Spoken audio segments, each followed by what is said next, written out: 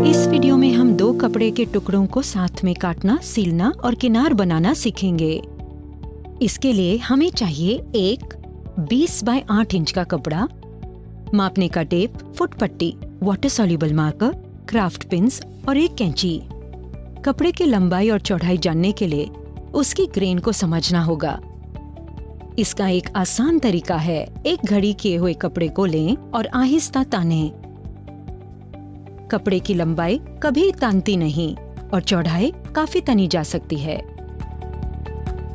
अब आप कपड़े को ब्लॉक करने के लिए तैयार हैं। कपड़े को घड़ी करके उसकी उल्टी बाहर की तरफ रखें। 10 इंच लंबाई नापें और उसे पॉइंट ए मार्क करें।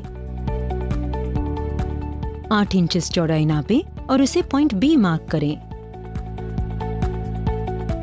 पॉइंट बी से ऊपर की ओर पॉइंट सी पर 10 इंच की लंबाई पर मार्क बनाएं। अब पॉइंट सी से 8 इंच की चौड़ाई पर पॉइंट ए तक नापते हुए मार्क बनाएं। अब वाटर सॉल्युबल मार्कर और स्केल से दोनों पॉइंट्स इस तरह से जोड़ें कि एक 10 बाय 8 इंच की आयत बने।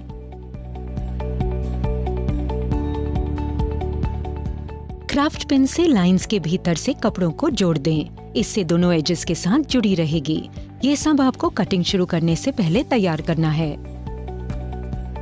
अब अतिरिक्त कपड़े को ध्यान से मार्क की हुई लाइंस अनुसार काटें।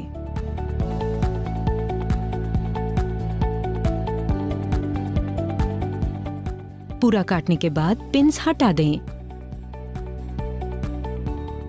अब आपके पास एक ही नाप के 2 टुकड़े होंगे। टुकड़ों को पलटाकर उनकी सीधी बाजू आमने सामने रखें और साइड पिन से जोड़ दें। अब आप दोनों टुकड़ों को सिलने के लिए तैयार हैं। अब टुकड़े को प्रेसर फुट पर इस तरह रखें कि उसकी किनार नीडल प्लेट के ठीक आधे इंच मार्किंग से संरेखित हो। इसके बाद प्रेसर फुट नीचे लाएं। ध्यान रहे कि स्टिच पैटर्न नॉब ए पर और स्टिच लेंथ 2 से 3 के बीच में सेट हो। अब कुछ फॉरवर्ड स्टिचेस सीलें और रिवर्स स्टिच सिलेक्टर से उस पर दोबारा स्टिचेस लगाते वापस आएं ताकि स्टिचेस पक्की हो जाएं। अब रिवर्स स्टिच सिलेक्टर को ऑफ करके बाकी की लंबाई सिरे तक सिल दें। इसके बाद मशीन रोककर बैलेंस व्हील अपनी ओर घुमाएं ताकि सुई कपड़े में रहे। अब रिवर्स स्टिच सिलेक्टर को ऑन करें और कुछ रिवर्स स्टिचेस लें। अब बटन को रिलीज कर अंत तक सीलें ताकि स्टिचेस पक्की हो जाएं। ये पूरा हो जाने के बाद प्रेसर फुट उठाकर धागे काट लें। दोनों टुकड़ों को एक साथ सील देने के बाद अब बारी है किनारों को जिगजैग स्टिचेस से बांधने की। इसके लिए स्टिच पैटर्न सिलेक्टर को सी और स्टिच लेंथ सिलेक्टर को 1 पर सेट करें।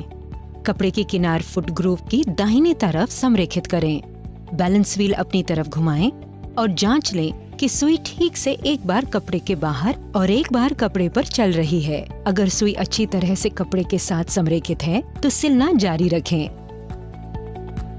सिरे तक पहुंचने के बाद प्रेसर फुट उठाएं और कपड़ा निकालकर धागे काट लें। अब आपको समझ में आ गया होगा कि किस प्रकार 2 टुकड़ों को काटकर जोड़ा जाता है और किनार जिगजैग स्टिच से सिली जाती है। इन 2 किनारों को पीस सफाई से सिल जाने तक प्रैक्टिस करने से आपके सिलाई काम में नजाकत और सफाई झलकेगी।